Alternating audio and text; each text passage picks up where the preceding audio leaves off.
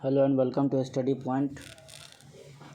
तो दोस्तों आज लेके आया हूँ रेलवे एनटीपीसी सीबीटी 2 का प्रैक्टिस सेट जीके जीएस का पहला सेट है आज का। तो चलिए शुरू करते हैं। उससे पहले अगर आप इस चैनल पर नए हैं तो कृपया चैनल को सब्सक्राइब कर दें और बेल आइकन दबा दें। चलिए शुरू करते हैं रेलवे प्रैक्टिस सेट पहला। तो पहला क्वेश्चन है हमारा, दादा भाई नौरोजी को गणित एवं भौतिक विज्ञान के प्रोफेसर के रूप में कहाँ नियुक्त किया गया था। तो ये कहाँ नियुक्त किया गया था, तो ये किया गया था एल्फिंस्टन कॉलेज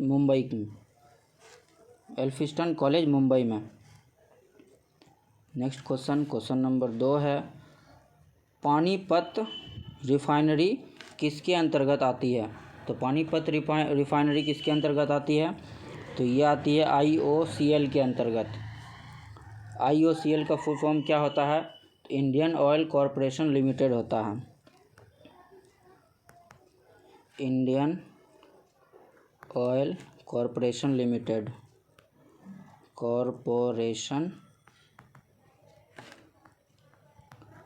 होता है। नेक्स्ट क्वेश्चन नंबर 3 है हमारा, किस प्रक्रिया के द्वारा आहार नाल में भोजन जाता है। तो किस प्रक्रिया के द्वारा आहार नाल में भोजन जाता है, तो ये होता है अंतग्रहण। इंजेशन प्रक्रिया के द्वारा आहार नाल में भोजन जाता है। नेक्स्ट क्वेश्चन नंबर 4 है, क्लोरोफॉर्म सॉल्यूशन में नाइट्रोजन के किस ऑक्साइड का प्रयोग किया जाता है। तो क्लोरोफॉर्म सॉल्यूशन में नाइट्रोजन पेंटॉक्साइड का प्रयोग किया जाता है। Option D, nitrogen pentoxide. Next question number 5 है, तरल अवस्था से गैसीय अवस्था में रूपांतरण को क्या कहा जाता है। तरल से जो गैसीय अवस्था में रूपांतरण हो जाता है उसको क्या कहते हैं, उसको वाष्पीकरण कहते हैं। ऑप्शन सी, वाष्पीकरण, इवापोरेशन। और नेक्स्ट क्वेश्चन नंबर 6, जड़त्व इनर्शिया का नियम किसके द्वारा प्रतिपादित किया गया था। तो जड़त्व का नियम गैलीलियो के द्वारा प्रतिपादित किया गया था। नेक्स्ट क्वेश्चन नंबर 7 है, यहाँ की गति के बारे में निम्नलिखित कथनों में से कौन सा सत्य है। इसको दोस्तों सत्य और असत्य को ध्यान में रखना चाहिए क्योंकि बहुत बार गलतियाँ इसी चक्कर में हो जाता है। तो कौन सा सत्य है, तो पहला क्वेश्चन है, एक ग्रह की कक्षा 2 केंद्र बिंदु में से एक में सूर्य के 7 अंडाकार है। तो ये पहला वाला ही सही है, तो दूसरा पढ़ने की ज़रूरत ही नहीं है। तो दूसरा, तीसरा, चौथा ये तीनों गलत है और पहला सही है। नेक्स्ट क्वेश्चन नंबर 8 है, कुष्ठ रोधी दिवस कब मनाया जाता है। तो कुष्ठ रोधी दिवस कब मनाया जाता है, ये मनाया जाता है 30 जनवरी को। 30 जनवरी को मनाया जाता है कुष्ठ रोधी दिवस। नेक्स्ट क्वेश्चन नंबर 9 है, रामसर के अंतर्गत भारत में आर्द्र भूमि स्थल की संख्या क्या है। तो भारत में आर्द्र भूमि स्थल की संख्या क्या है, कितनी है, तो ये है 42। 9 का आंसर होगा सी, 42। नेक्स्ट क्वेश्चन नंबर 10 है, एक कंप्यूटर प्रोग्राम जो सोर्स कोड को ऑब्जेक्ट कोड में बदल देता है उसे क्या कहा जाता है। सोर्स कोड को ऑब्जेक्ट कोड में बदल देता है उसे क्या कहते हैं, तो उसे बोलते हैं कॉम्पिलर। ऑप्शन सी, कॉम्पिलर जो है सोर्स कोड को ऑब्जेक्ट कोड में बदल देता है। नेक्स्ट क्वेश्चन नंबर 11 है, आरमैब दवा अपने वर्ग में दुनिया की पहली तेज़ी से काम करने वाली दवा जल्द ही भारत में लॉन्च होने वाली है। यह दवा किस बीमारी में काम आती है। तो यह दवा काम आती है रेबीज़ रोधी बीमारी में काम आती है आरमैब दवा। ये दुनिया की पहली ऐसी दवा है जो तेज़ी से काम करती है। यह भारत में जल्द ही लॉन्च होगी। नेक्स्ट क्वेश्चन नंबर 12 है, डैश कम दूरी की वायरलेस कनेक्टिविटी की सुविधा प्रदान करता है। तो कौन कम दूरी की वायरलेस कनेक्टिविटी की सुविधा प्रदान करता है?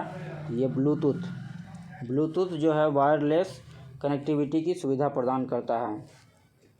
नेक्स्ट क्वेश्चन नंबर 13 है, इसरो ने एस्ट्रोसैट नामक भारत के पहले समर्पित खगोल विज्ञान उपग्रह मिशन का शुभारंभ कब किया था? तो इसरो ने एस्ट्रोसैट का शुभारंभ कब किया था? तो ये किया था 2015 में। नेक्स्ट क्वेश्चन नंबर 14 है, इनमें से किस देश में सबसे छोटे सिक्के को पैसा नहीं कहा जाता है? तो किस देश में सबसे छोटे सिक्के को पैसा नहीं कहा जाता है? तो ये श्रीलंका में सबसे छोटे सिक्के को पैसा नहीं कहा जाता है। Next question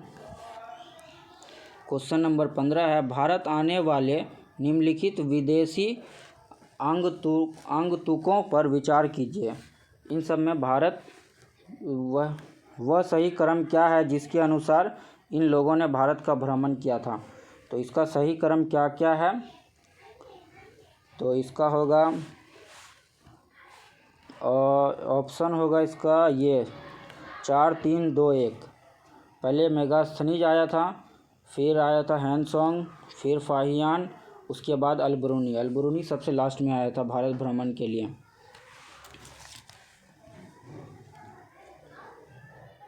next question option C होगा इसका आंसर। तो सबसे पहले आया था कौन? तो मेगास्थनीज, उसके बाद आया था हैंसोंग, उसके बाद आया था फाहियान, उसके बाद आया था अल-बरूनी। तो इसका आंसर होगा सी 4 3 2 1। नेक्स्ट क्वेश्चन नंबर 16 है, तुगलक वंश में दिल्ली सल्तनत का अंतिम शासक कौन था? तो तुगलक वंश में दिल्ली सल्तनत का अंतिम शासक कौन था? तो ये था महमूद शाह तुगलक। ऑप्शन सी, महमूद शाह तुगलक जो था तुगलक वंश का दिल्ली सल्तनत का अंतिम शासक था, Mahmud Shah Tughlaq. Next question number 17 है, इनमें कौन से जोड़े का सही मिलान नहीं है? इस चीज़ पे ध्यान दिया जाता है, कौन है कौन नहीं है।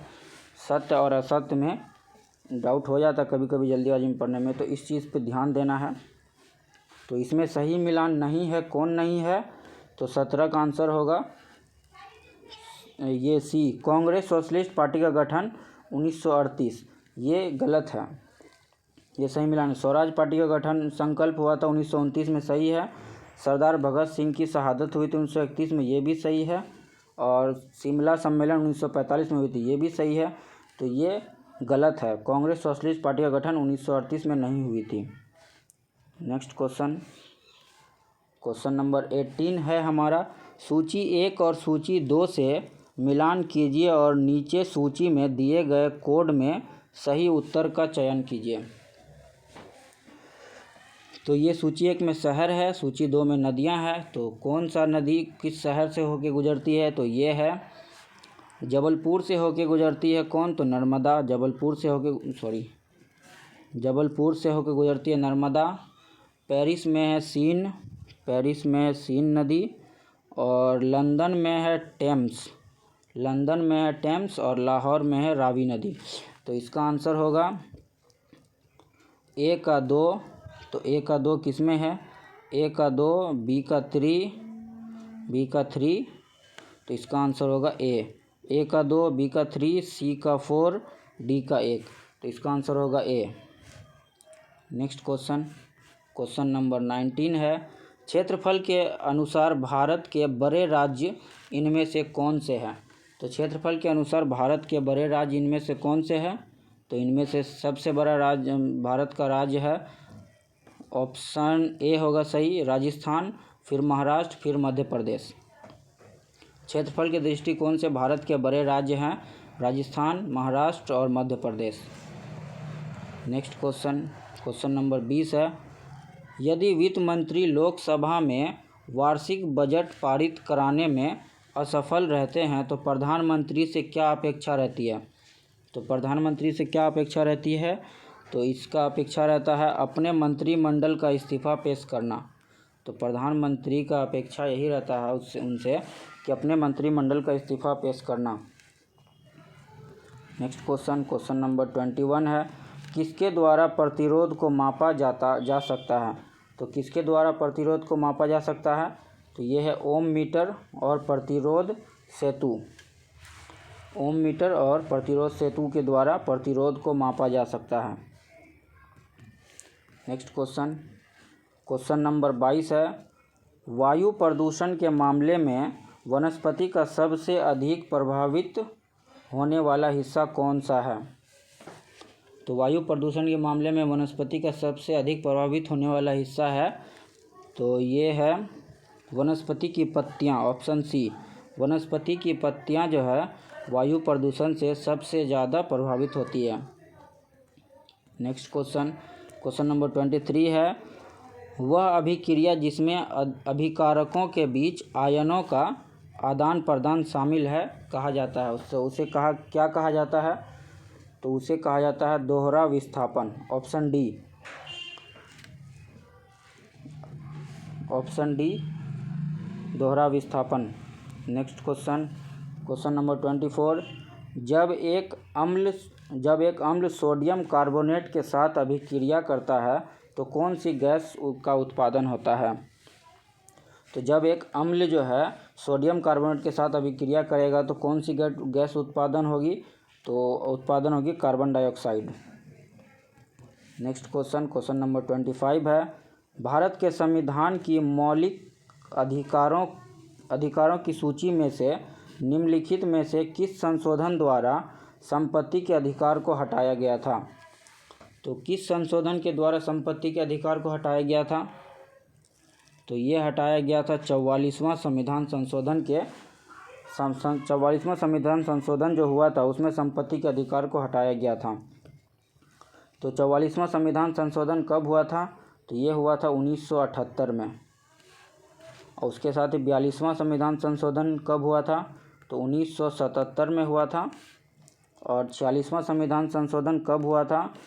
तो 46वां संविधान संशोधन हुआ था आपको 1982 में 82। और 47वां संविधान संशोधन कब हुआ था? तो ये हुआ था 1984 में। तो इसका आंसर होगा क्या? 44वें संविधान संशोधन के द्वारा संपत्ति के अधिकार को हटाया गया था मौलिक अधिकार से। नेक्स्ट क्वेश्चन नंबर 26 है, संयुक्त राष्ट्र विकास कार्यक्रम द्वारा मानव विकास सूचकांक HDI की अवधारणा को कब प्रथम बार जारी किया गया था? तो कब प्रथम बार जारी किया गया था इसकी अवधारणा को? तो ये किया गया था 1990 में। ऑप्शन ए, 1990 में पहली बार मानव सूचकांक की अवधारणा को जारी किया गया था। नेक्स्ट क्वेश्चन नंबर 27 है, तारापोर समिति निम्नलिखित में से किससे संबंधित थी? तो तारापोर समिति निम्नलिखित में से किससे संबंधित थी? तो ये था पूर्ण पूंजीगत खाते की परिवर्तनीयता से संबंधित थी तारापोर समिति। नेक्स्ट क्वेश्चन नंबर 28 है, पद बोगे इनमें से किससे संबंधित है? तो बोगे पद जो है किसमें बोला जाता है, दिया जाता है? तो ये है गोल्फ पद गोल्फ से संबंधित है पद बोगे वर्ड जो है ये गोल्फ से संबंधित है। नेक्स्ट क्वेश्चन नंबर 29, अलग अलग भौतिक गुणों और अलग अलग रूपों का प्रदर्शन करने वाले परंतु एक समान रासायनिक गुणों वाले तत्व की क्षमता को कहा जाता है। तो अलग अलग रूपों का प्रदर्शन करने वाले और एक समान रासायनिक गुणों वाले तत्वों की क्षमता को क्या कहते हैं? तो इसको कहते हैं अपरूपता। ऑप्शन ए, अपरूपता कहते हैं। नेक्स्ट क्वेश्चन नंबर 30 है, बेंजीन के एक अणु में होते हैं। तो बेंजीन के एक अणु में होते हैं 12 एकल बंद और 3 दोहरा बंद, मतलब 12 सिंगल बॉन्ड होते हैं और 3 डबल बॉन्ड होते हैं बेंजीन के एक अणु में। नेक्स्ट क्वेश्चन नंबर 31 है, निम्नलिखित में से कौन सा एक जीवाश्म ईंधन नहीं है जीवाश्म ईंधन नहीं है। तो कौन नहीं है इस निम्नलिखित में से? तो ये है बायोडीजल। बायोडीजल जो है जीवाश्म ईंधन नहीं है, बाकी ये सब जीवाश्म ईंधन है। Next question number 32। एक लड़के ने चंपा वृक्ष की एक शाखा तोड़ी और उसे रोपित कर दिया। जल्द ही वह शाखा ने जड़ें पकड़ी और वृद्धि शुरू की। यह किसका उदाहरण है? तो यह किसका उदाहरण है? यह उदाहरण है अलैंगिक प्रक्रिया संबंधी प्रजनन का। नेक्स्ट क्वेश्चन नंबर 33 है। किसान फसलों के बीच फलीदार पौधों को उगाते हैं क्योंकि तो किसान फसलों के बीच जो फलीदार पौधों को उगाते हैं तो वो क्यों उगाते हैं, उसका क्या रीज़न है? तो उसका रीज़न है वे अपनी जड़ों में 33 वे अपनी जड़ों में बैक्टीरिया को आश्रय देते हैं जो नाइट्रोजन का प्रबंध करता है। किसान फसलों के बीच में फलीदार पौधे को इसलिए उगाते हैं क्योंकि वे अपनी जड़ों में बैक्टीरिया को आश्रय देते हैं और नाइट्रोजन का प्रबंध करता है। Next question number 34। गुणसूत्रों क्रोमोसोम के बारे में सच क्या नहीं है? तो गुणसूत्र क्रोमोसोम के बारे में क्या सच नहीं है? तो क्रोमोसोम के बारे में सच नहीं है एक जीव की विभिन्न कोशिकाओं में गुणसूत्रों की संख्या भिन्न होती है। तो ये गलत है। एक जीव की विभिन्न कोशिकाओं में गुणसूत्रों की संख्या भिन्न होती है, ये गलत है। नेक्स्ट क्वेश्चन नंबर 34 है। एक वस्तु एक उत्तल दर्पण के सामने ऐसी दूरी पर रखी गई है जिसका मान इसकी फोकस दूरी के मान से कम है।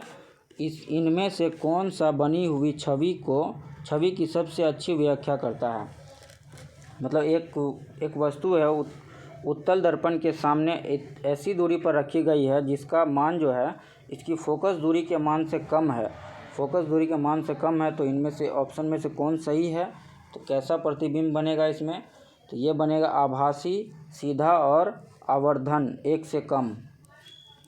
तो ये बनेगा आभासी, सीधा और आवर्धन एक से कम प्रतिबिंब, एक से कम, तो ये प्रतिबिंब बनेगा। नेक्स्ट क्वेश्चन नंबर 36 है। प्रवासी भारतीय दिवस 2021 का विषय क्या था? तो प्रवासी भारतीय दिवस 2021 का ये विषय क्या था? तो ये था कंट्रीब्यूटिंग टू आत्मनिर्भर भारत। 2021 का जो प्रवासी भारतीय दिवस का था उसका थीम क्या था? थीम था कंट्रीब्यूटिंग टू आत्मनिर्भर भारत। Next question number 37। अभ्यास शक्ति में भारत और किस देश के बीच संयुक्त युद्ध अभ्यास है? भारत और कौन सा देश के बीच युद्ध अभ्यास है? तो ये है भारत और फ्रांस के बीच। ऑप्शन बी, भारत और फ्रांस के बीच युद्ध अभ्यास है। नेक्स्ट क्वेश्चन नंबर 38 है। खेलो इंडिया विंटर गेम का दूसरा संस्करण कहाँ आयोजित होगा? तो विंटर संस्करण का दूसरा संस्करण गुलमर्ग में आयोजित होगा। Option B. Next question number 39 है। गोवा में आयोजित 51वें भारतीय अंतर्राष्ट्रीय फिल्म महोत्सव के लिए कंट्री इन फोकस किसे चुना है? इन फोकस किसे चुना है? तो गोवा में जो 51वें भारतीय अंतर्राष्ट्रीय फिल्म महोत्सव होगा, इसमें कंट्री इन फोकस के रूप में किसे चुना है? तो ये चुना है बांग्लादेश को। Next question number 40। WHO ने 2020 में कौन सा वर्ष घोषित किया? तो WHO ने 2020 में कौन सा वर्ष घोषित किया? तो ये किया है उपचारिका और प्रसाविका वर्ष घोषित किया 2020 में WHO ने। नेक्स्ट क्वेश्चन नंबर 41 है। अमेरिका ने चीन को किस जगह का दूतावास बंद करने का आदेश दिया है? तो अमेरिका ने किस जगह का दूतावास बंद करने का आदेश दिया है? तो ये दिया है ह्यूस्टन का दूतावास बंद करने का आदेश दिया है चीन को अमेरिका ने। नेक्स्ट क्वेश्चन नंबर 42 है। भारत की शीर्ष professional football league Indian super league ISL का 5वां संस्करण का खिताब किसने जीता? तो 5वां संस्करण का खिताब किसने जीता? तो ये जीता बेंगलुरु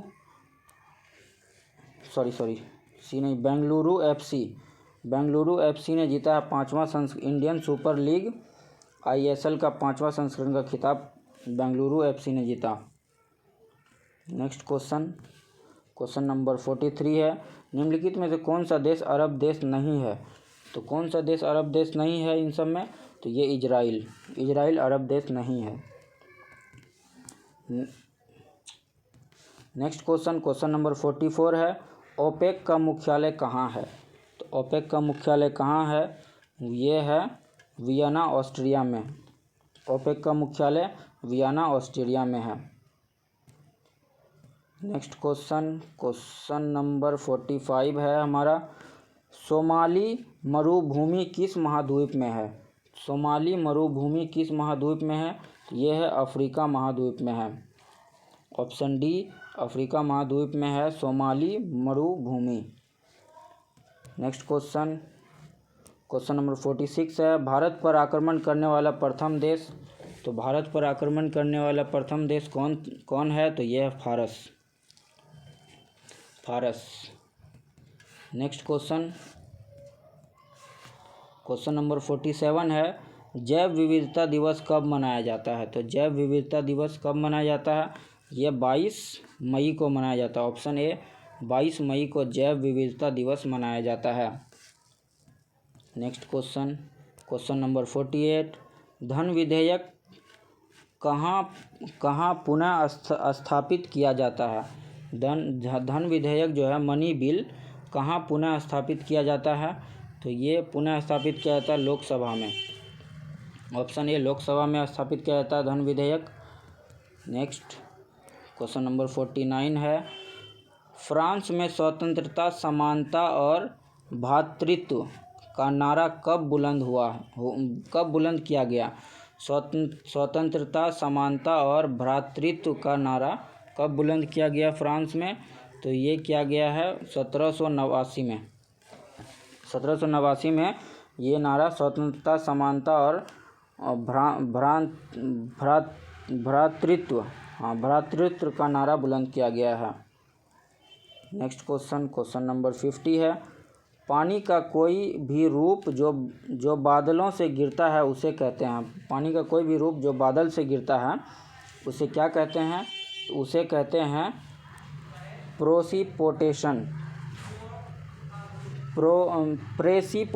प्रेसिपिटेशन कहते हैं। पानी का जो बादलों से गिरता है पानी का रूप उसे कहते हैं प्रेसिपिटेशन। नेक्स्ट तो हो गए दोस्तों, RRB NTPC CBT 2 का पहला सेट ख़त्म हो गया है।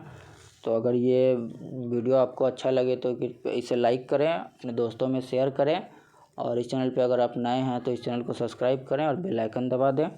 और इस वीडियो का PDF आपको हमारे टेलीग्राम चैनल पे मिल जाएगा। तो टेलीग्राम चैनल का लिंक डिस्क्रिप्शन बॉक्स में दे दिया जाएगा, तो आप उस लिंक पे जाएं और हमारा टेलीग्राम चैनल ज्वाइन करें। Thank you.